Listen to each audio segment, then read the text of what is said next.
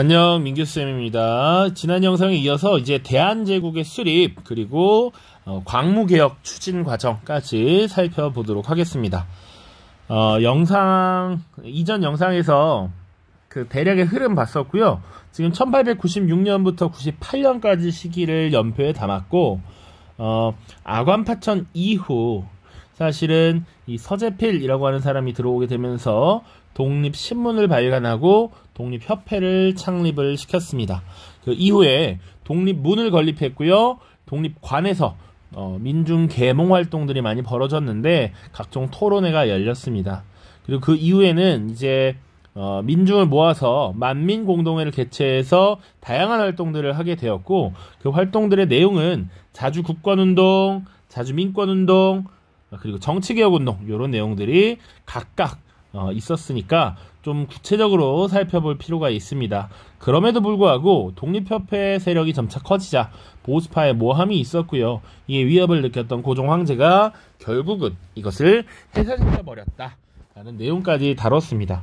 그런데 이 독립협회 활동은 그래서 96년부터 98년까지인데 그 중간에 러시아 공사관에 피신을 갔었던 고종이 약 1년 만에 드디어 궁궐로 돌아오게 되고요. 그 이후에 일본과 러시아가 나름의 세력 균형을 이루고 있는 상황 속에서 이제 조선의 국호를 대한제국으로 바꾸고 스스로 황제 나라임을 칭하게 됩니다. 그리고 그 이후에 연호를 사용하게 되고요. 사용했던 연호가 바로 광무라고 하는 연호였고, 이 광무라고 하는 연호를 쓰던 시기에 이루어진 개혁이다라고 해서 광무개혁이라고 부른다, 이렇게 얘기를 했었죠. 그래서 대한제국의 수립과 광무개혁 살펴볼 텐데요. 첫 번째 내용은 사실 아관파천으로 돌아간 이후의 조선의 모습부터 살펴보도록 하겠습니다. 첫 번째 지금 아관파천 시기라고 돼 있죠. 자, 아관파천은 기본적으로 1896년 2월에 단행이 되고요. 약 1년 뒤에 돌아가기 때문에 이 시기 1년간 어떤 일이 벌어졌는가가 간단하게 지금 언급이 되어 있는 겁니다. 첫 번째는요, 단발령을 철회합니다. 우리 단발령은 우리 갑오 을미개혁 다뤘을 때 을미개혁이라고 하는 3차 개혁의 내용이었죠.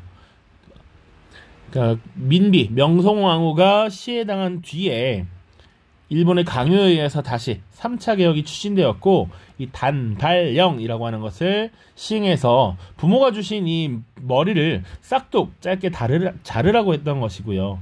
그리고 이때 태양력을 사용하라 해서 건양연호를 사용했다, 이런 내용들이 있었습니다. 그런데 가장 많은 반발을 샀던 것이 바로 이 단발령이었다는 것이죠. 내가 차라리 목을 자를지언정 부모께서 주신 머리카락 자를 수 없다, 이런 얘기도 한 번쯤은 들어봤을 겁니다. 그만큼 성리학적 질서에서 부모가 주신 신체에 대한 이런 단발이라고 하는 행위가 얼마나 반감을 많이 샀었는가. 그리고 을미사병과 이 단발령 때문에 일본에 반대하는 의병투쟁이 나중에 일어나거든요. 그래서 두 번째 내용은 그런 의병을 해산하도록 권유합니다.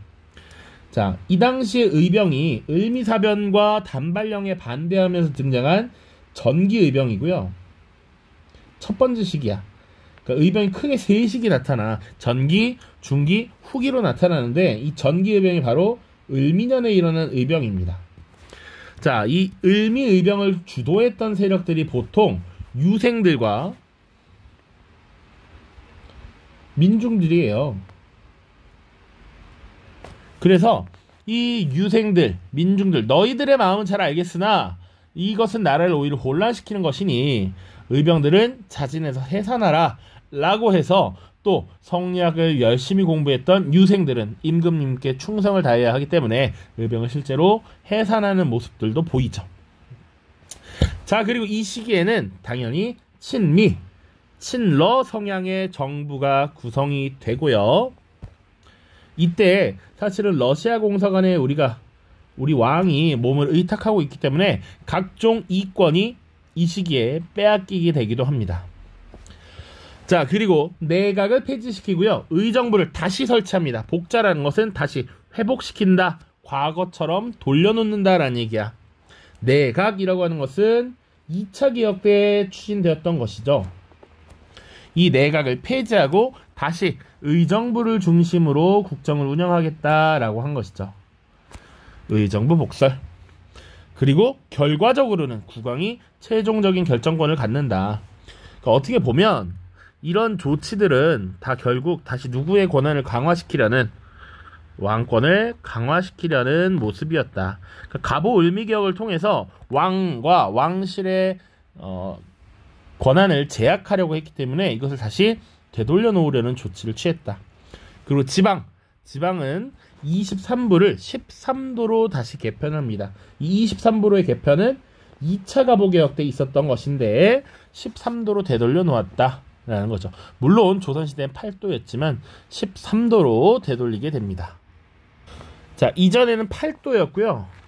8도 중에서 남부 지역에 있었던 충청, 전라, 경상, 그리고 북부 지역에 있었던 평안도, 함경도를 각각 남과 북으로 나눴습니다.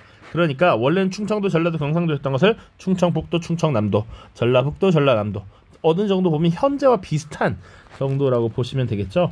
이 8도를 남북으로 2개씩 나누니까 5개의 도가 더 생기겠지. 그래서 13도가 됩니다. 3도. 자, 요게 아관파천식이 약 1년간 있었던 내용이고요.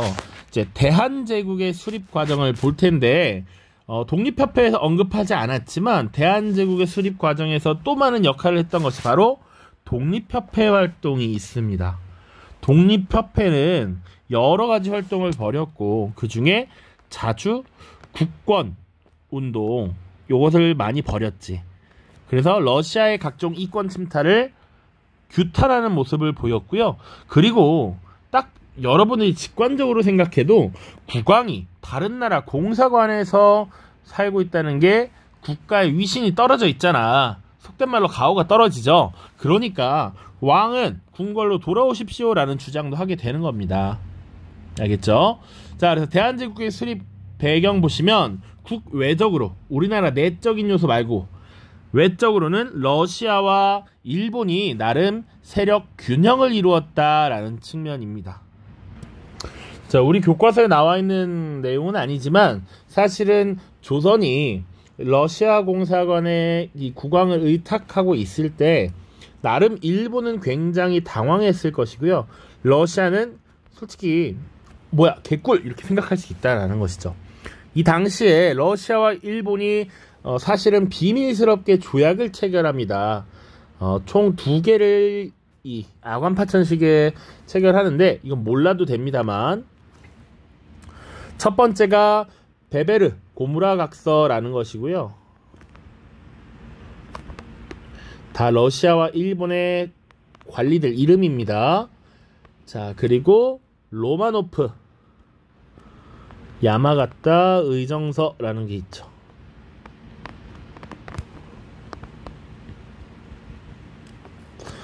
자, 그래서 사실 조선에 대해서 둘 모두 어느 정도 조선에 대한 이권을 가진다.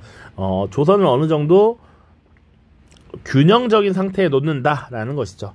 누가 더 우월하지 않고 러시아와 일본이 공동으로 조선에 대한 영향력을 행사한다라는 비밀각서를 체결해. 어쨌거나 조선이라는 나라 안에서 세력 균형이 일단 일시적으로 일어났다라는 것이죠. 그리고 내부적으로는 자, 국왕께서는 돌아오십시오라고 하는 환궁요구 상소가 지속되었고요. 독립협회의 자주독립 의지도 많이 계속 표출이 되고 있습니다. 이런 것들을 배경으로 결국 고종이 러시아 공사관으로부터 이제 궁궐로 돌아오게 되는데, 조금 더 아쉬운 것은 당시 경복궁을 중건하고서 경복궁에서 생활을 하고 있었는데 경복궁으로 돌아가지 않고 경운궁으로 돌아갔다라는 것입니다. 이 경운궁은 지금의 덕수궁입니다. 덕수궁. 근데 이 덕수궁은 여러분들이 서울의 위치를 어느 정도 알지 모르겠지만, 물론 경복궁이랑 멀지 않습니다. 뭐 걸어서도 한 30분이면 갈 정도, 30분에서 40분 정도 갈 정도. 지금의 서울 시청 근처인데 상대적으로 러시아 공사관과 가까운 지역이었습니다. 사실 고종도 돌아가면서도 내심 걱정이 있었던 거야. 또 어떤 일이 일어날지 모르니까 이 외국의 도움을 받기 쉬운 외국 공사관이 가까운 경운궁으로 환궁을 했고요. 이때부터 이제 나라를 이제 국왕의 나라가 아닌 황제의 나라임을 표현하기 시작합니다.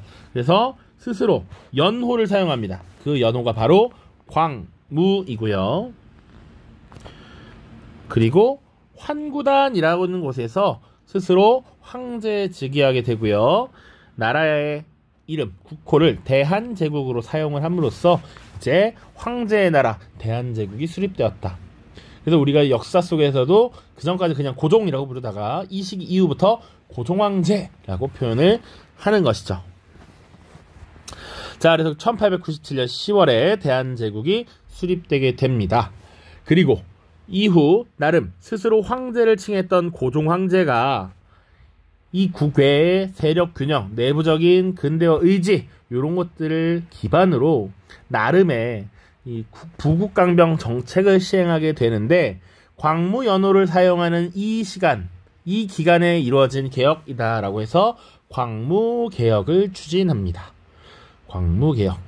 그래서 이 광무개혁은 정치, 경제, 사회 여러 가지 분야로 나누어서 지금 살펴볼 텐데요. 우리 교과서에는 2페이지에 걸쳐서 꽤나 많은 내용이 있으니 간단하게 살펴보고요. 교과서 또 한번 보도록 하겠습니다. 정치 보겠습니다. 정치. 자, 당시 국제 질서를 보자면 청나라도 일본도 나름의 이제 헌법이라는 걸 만들어서 입헌군주제를 도입하려는 모습이 나타나죠. 일본은 이미 입헌군주제가 사실상 채택된 것이고 청나라도 그런 입헌 운동이 일어나고 있는 과정이라고 보시면 되겠습니다. 그러니까 청나라는 1898년에 변법자강운동이라는 것이 일어나면서 그런 것들을 시도하고요. 일본은 사실 이미 1870년대 자유민권운동이라고 하는 것이 벌어지면서 이미 의회 설립운동이 활발하게 진행되고 있던 상황이죠. 자, 그래서 국가의 기본 근간이라고 할 수 있는 일종의 헌법을 만들려는 시도를 나름 대한제국에서도 추진하게 됩니다. 그 결과물이 바로 대한국 국제화, 국가의 기본 틀을 정해놓은 일종의 헌법이라고 볼 수 있습니다. 자, 이 대한국 국제를 통해서 자주독립을 선포했고요. 그리고 전제 군주권을 명시했다라는 게 특징이죠.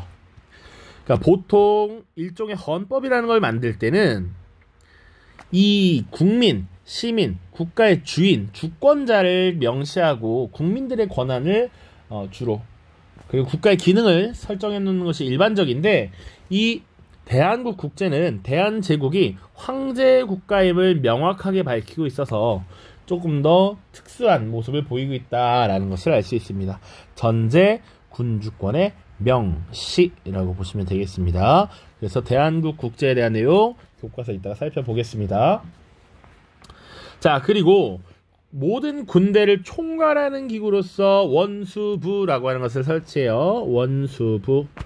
그래서 국가의 군권을 누가 관장한다?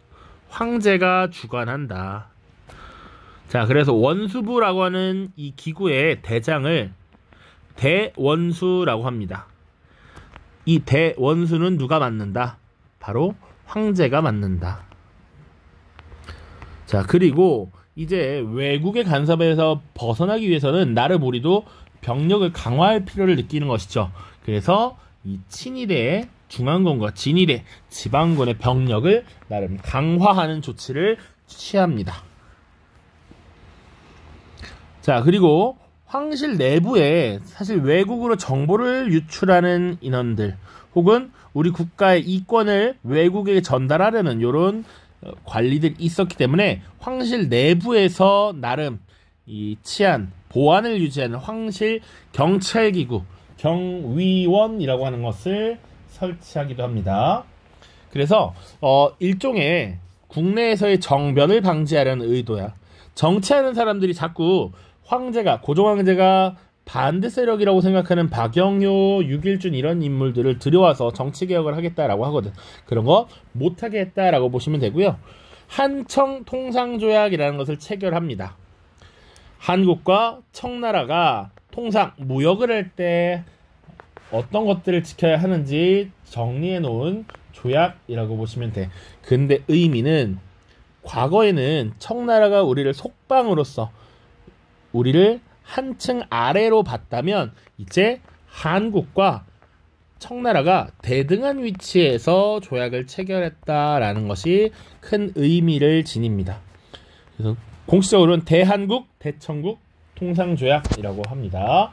그래서 지금 중국과 역사적으로 그런 일이 거의 없었는데 지금 대등한 위치에서 조약을, 그것도 근대적 조약을 체결했다라는 의미를 가지는 것이죠. 자, 그 다음 경제 부분입니다. 경제. 자, 국내부가 근대화 정책을 주도하였습니다. 국내부라고 하는 기구 뭐였는지 기억이 나나요? 요거 1차 가보개혁 때 왕실의 권한을 어느 정도 통제하기 위해서, 제한하기 위해서 설치했던 기구가 그 국내부야. 왕실과 정부의 업무를 분리하기 위해서.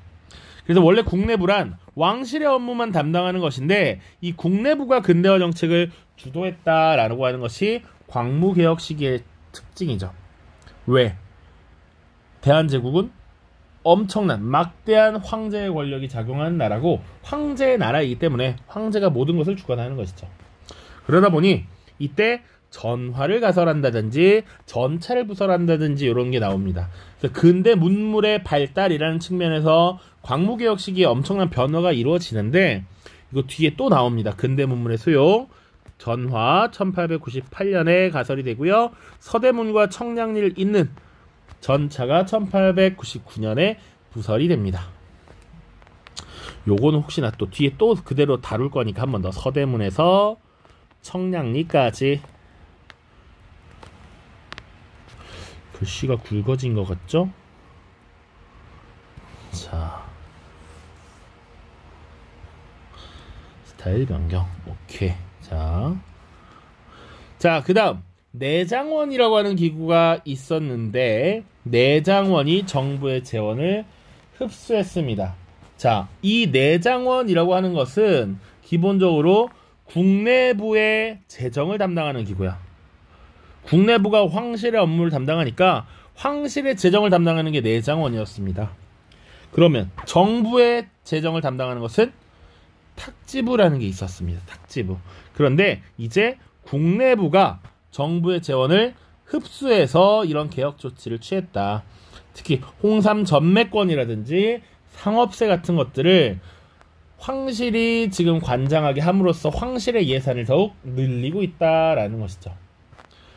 그리고 또 화폐를 주조하는 기관이었던 전환국을 황제 직속으로 두어서 당시의 화폐인 백동화를 대량으로 발행합니다. 화폐를 대량으로 발행하면 발생하는 문제는 우리 많이 이미 다뤄봤습니다. 자, 요런 문제가 있었기 때문에 우리 독립협회 교과서 내용 보면 이 황제의 측근으로서 백동화의 발행을 대량으로 늘리게 했던 이용익을 고발하기도 하는 이런 모습이 나타나거든요. 전환국을 황제 직속으로 두었다. 세 번째, 요거 중요합니다. 양전사업 그리고 지게를 발급했다라는 내용이 있어요. 양전사업과 지게의 발급. 자, 왜 그러느냐? 양전사업은 기본적으로 토지를 측량하는 겁니다. 토지를 얼마나 가지고 있는지 면적을 세는 단위인데 여러분들 잘 기억을 할지 모르겠으나 이 조선시대 그리고 그 이전 고려시대 삼국시대의 토지 측량은 상대적인 면적이었어. 토지 그러니까 곡식 한 묶음을 생산할 수 있는 땅, 곡식 한 무더기 한 가마니를 생산할 수 있는 땅을 일결 뭐 이런 식으로 설정을 했던 상대 면적 단위였는데 이제는 절대 면적 단위로 측량을 하기 시작했다라는 게 하나의 의미가 있고요. 그리고 지게라고 하는 것을 발급해서 일종의 토지 문서입니다. 근대적 토지 문서를 지급했다라고 하는 것이죠. 그래서 토지의 소유권을 국가가 명확하게 파악함으로써 세금을 안정적으로 수취하려는 모습을 보였다라는 겁니다. 자, 그래서 미국인 전문 측량 기사를 불러서 이제 선진 국가들의 이런 토지 측량 방법을 흡수했다라고까지 보시면 되겠네요. 자, 그 다음 일본이 제1은행권이라고 하는 본인들의 화폐를 유통하려고 해서 이를 반대하고요. 나름의 중앙은행을 설립하려고 시도했습니다. 그래서 금본위의 지폐를 발행하려고 했는데 결국 러일 전쟁이 벌어지면서 제대로 이루어지지는 못했다. 이 토지 문서 지금의 등기부등본이라고 생각하면 좋을 것 같아요. 자, 그 다음입니다. 사회적으로는 이제 실업학교를 설치합니다. 실업학교는 직업의 열매를 얻는다는 거야. 직업교육을 튼실하게 한다라는 겁니다. 그래서 여러분들이 지금 인문계 학교에 다니고 있지만 예를 들어서 다른 학교들 기계공고라든지 소양고라든지 이런 것들 실업계라고 부르죠. 보통 취업을 위한 직업교육을 하는 것이지. 이 당시에도 이제 직업교육이라는 것을 본격적으로 시행하려고 했다라는 것도 조금 알고 계시면 되고요. 또 근대적인 회사, 경제 파트에 들어가야겠지만 근대적인 회사 그리고 실업학교, 근대적 시설 이런 것들을 적극적으로 만들기 시작합니다. 그리고 기술, 교육기관도 설치를 하게 되는 것이죠. 자, 요런 일련의 개혁들을 지금 추진하였다. 그래서 광무개혁 때는 기존의 갑오개혁에서 이루어지지 않았던 부족했던 측면들, 예를 들면 부국강병, 강력한 병사, 군사적 개혁을 추진했다라는 것도 하나의 의미가 있고요. 나름 이 근대화의 핵심이라고 할 수 있는 산업을 이식하고 이 산업을 진흥시킨다라고 하는 식산흥업 정책을 추진했다라는 점에서 나름의 의의가 있습니다. 그러나 집권 세력의 부정부패 그리고 여러 러시아 등의 간섭으로 한계가 있었다. 그런 것까지 기억을 해두시면 되겠고요. 교과서 더 보겠습니다. 자, 교과서 117쪽이고요. 대한제국의 수립 부분이 독립협회 파트에 들어가 있기 때문에 요거 간단하게 살펴보겠습니다. 자, 러시아 공사관으로 피신한 고종은 단발령을 철회하고 의병의 해산을 권유하였습니다. 아관파천 시기예요. 그리고 칠러, 친미 성향의 인물로 정부를 구성하고 내각을 폐지하였으며 의정부를 설치했습니다. 국왕이 최종 결정권을 가지도록 했고요. 지방행정구역은 13도로 다시 바꾸었습니다. 자, 고종은 러시아의 도움을 받아서 일본의 위협으로부터 벗어나려 했지만 러시아는 겨우 군사교관의 파견 요청에만 응했고요. 러시아와 일본은 조선을 둘러싸고 두 차례의 비밀협정을 체결하여 조선을 두 나라의 공동세력권으로 규정했습니다. 나름의 세력 균형이 이루어졌다라는 것이고 아까도 얘기했지만 이 두 차례의 비밀협정 내용 자체를 알 필요는 없지만 나름의 공동세력권으로 지금 규정하고 있다라는 겁니다. 자, 하나는 베베르 고무라 각서라는 것이었고요. 하나는 로마노프 야마가타 의정서였습니다.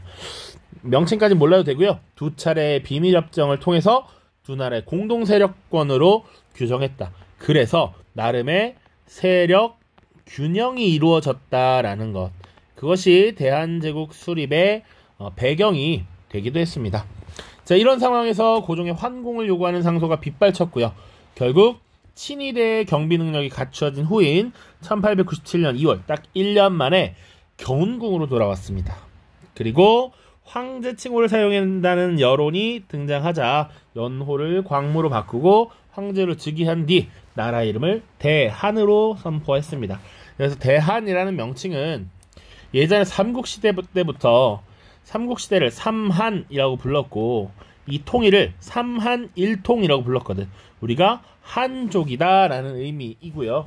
이것을 대한, 큰 한족의 나라라는 것이지. 근데 황제의 국가인 제국이다라는 것이죠. 자, 지금 환구단에서 즉위했다라고 하는데 지금 요 황공우가 이렇게 현재 남아 있어서 볼 수 있는 것이다. 환구단이 요 오른쪽에 있는 것이고요. 여기서 황제 즉위를 했다라고 보시면 되겠네요. 자, 120쪽으로 넘어와서 이제 대한제국 정부 시기에 이루어진 개혁 조치 이퀄 연호를 따서 광무개혁이라고 한다. 자, 그래서 지금 시작 부분에 있는 내용부터 한번 보도록 하죠. 대한제국은 1900년 4월 프랑스 파리에서 열린 만국박람회에 참여하여 한국관을 세웠습니다. 자, 한국관의 주 전시관은 경복궁의 근정전을 제안한 형태로 제작이 되었고 여러 공예품이 전시되면서 세계인의 관심을 받았으나 막대한 수송비 부담으로 인해서 결국 대한제국으로 돌아오지는 못했다. 이런 내용이 써져 있네요. 자, 여러가지 개혁을 나름 추진했다라는 겁니다. 그래서 광무개혁의 정의, 그래서 97년 이후 황실이 주도한 근대화 정책이고요. 연호를 사용한 시기라서 광무연간의 개혁이라는 의미로 사용을 합니다. 그래서 1897년 한 해가 아니라 거의 한 1902년, 3년, 4년 요 정도까지 쭉 이루어진 개혁을 다 광무개혁이라고 통칭합니다. 자, 내용 보시면요.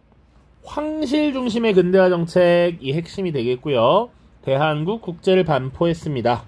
그래서 세계 만국이 공인한 자주독립국가이면서 전제 군주정을 채택하였다라는 것 지금 명시했고요. 황제가 모든 권한을 다 가진다고 규정을 했습니다. 그리고 대한국, 대청국 통상조약 체결했고요. 전제군주정을 확고하기 위해서 군 지휘권을 가지는 원수부를 설치하고 황제가 대원수로서 국방, 군사에 관한 명령을 직접 장악하도록 했습니다.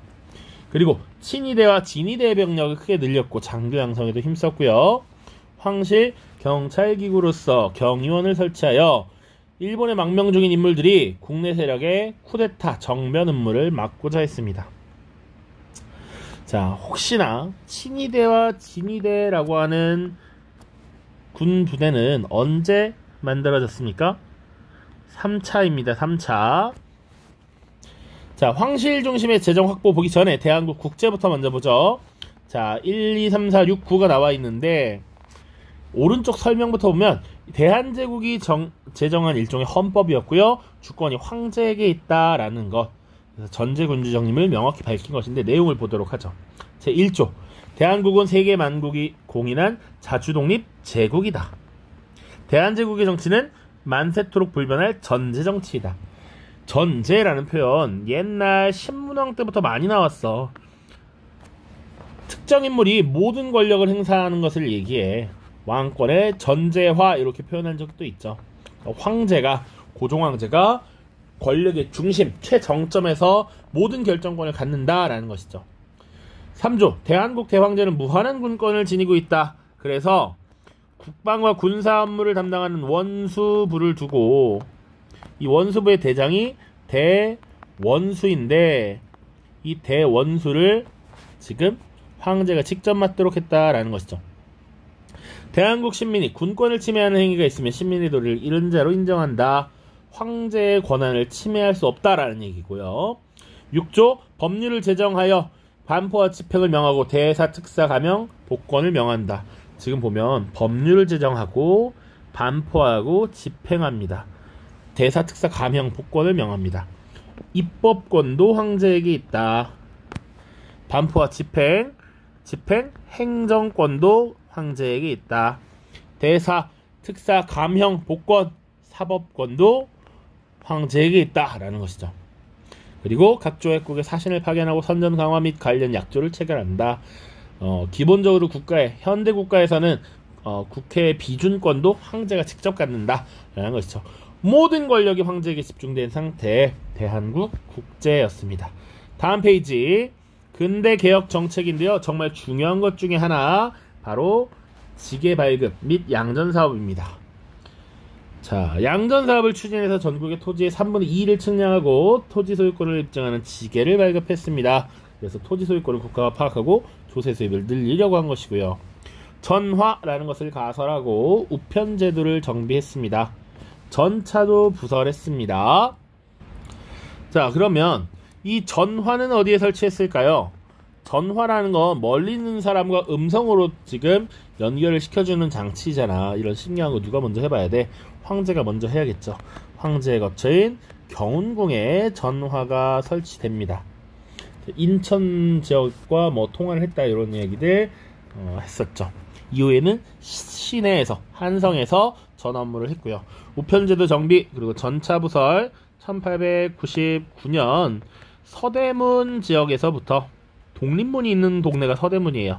그리고 청량리까지 경복궁 앞 종로를 지나서 흥인지문 지나서 청량리 지역까지 전차를 부설했습니다. 자, 그리고 각종 근대적 시설과 회사를 설립했고요. 실업학교 각종 기술교육기관도 세웠고요.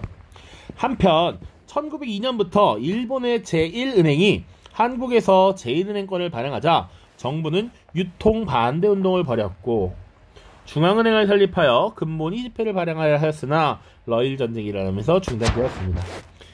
자, 이와 같이 대한제국은 토지 소유권의 확인, 상공업의 진흥 등의 힘을 썼으나 집권 세력의 부정부패와 열강의 간섭으로 근대 국민국가를 이끌 만한 개혁은 성취하지 못했습니다. 됐죠? 오른쪽에 이제 토지 소유권을 증명하는 문서인 지계가 나와 있습니다. 지계. 자, 민중의 저항. 이거 우리 프린트에서 살펴보지 않은 필기노트에 없었던 부분인데, 자, 근대화 정책이 실시되는 가운데 농민들은 토지 측량과 조세 징수의 과정에서 수탈을 당했고요. 이에 전국에서 농민 봉기가 일어났습니다. 특히 동학농민군의 자녀 세력은 영학당이라는 조직을 결성하고 1899년 봉기를 일으켰고요. 이들은 전라도 고부, 흥덕, 무장군 일대를 장악했으나 관군에게 진압됐습니다. 활동 지역을 보니까 동학농민군이 활동했던 세력들인 거 알 수 있겠죠. 고부, 무장 이런 거는 이미 언급을 했던 적이 있죠. 그쵸? 자, 그리고 일부 가난한 농민과 상인들은 1900년을 전후해서 활빈당을 조직해서 여러 등지에서 부호, 부자 세력들의 재물을 빼앗거나 관청을 습격하기도 했습니다. 자, 특히 이 농민들이 반발을 많이 했던 이유는 뭐가 있냐면 철도의 부설 과정에서 정말 많이 반발을 하게 됩니다. 지금 위에는 철도도 있죠. 그러니까 실제로 최초의 근대적인 철도가 1899년에 서울과 인천을 연결하는 경인선을 부설합니다. 원래 이 경인선은 미국이 부설하기로 되어 있었으나 일본이 결국 완성을 짓거든요. 그런데 철도를 부설하면 당연히 이렇게 역도 있어야 할 것이고요. 그리고 철도를 이렇게 놔야 될 것 아니에요? 그쵸? 그러면 이 주변의 땅을 어떻게 했느냐? 철도를 부설한다라는 명목으로 역을 건립한다는 명목으로 이 땅은 그 부설하는 국가가 사실상 점유하게 됩니다. 역과 철도 주변의 땅을 역둔토라고 해서 그들이 가져가게 되고요. 철도를 부설하는 과정에서 당연히 주변 농민들을 또 동원하겠죠. 그러니까 이 토지도 빼앗기고 강제로 동원당하고 이런 문제들이 있기 때문에 이 철도를 부설하는 과정에서 농민들의 반발이 굉장히 심했다라는 겁니다. 그 정도만 하나 기억을 해두시고 다음에 철도 부설 얘기할 때 다시 언급을 하겠습니다. 자, 오른쪽에는 그 가난한 농민과 상민들이 주축이 됐던 활빈당의 행동 강령이라고 할 수 있는 대한 3인문설이라고 하는 것이 있는데 한번 읽어보면 될 것 같아요. 곡물 수출이 많아서 백성들이 굶어 죽고 있다. 외국 상인들이 시장에서 곡물 매매하는 것은 금지해라. 그리고 물건을 열심히 옮겨다 팔아서 버는 돈에다가 세금 물리지 말아라. 악형들 여러 법은 폐지해라. 이런 내용들이 있습니다. 자, 이렇게 지금 광무개혁 살펴봤고요. 이제 다음부터는 일본에 의한 국권 피탈 살펴볼 겁니다. 그런 것들 이제 좀 더 재미라고 하면 그렇고 복잡하게 내용을 딸딸 외워야 하는 부분이니까 한번 우리 자세히 공부를 해보고요. 고생 많았습니다. 다음 영상에서 이어서 보도록 하겠습니다. 안녕.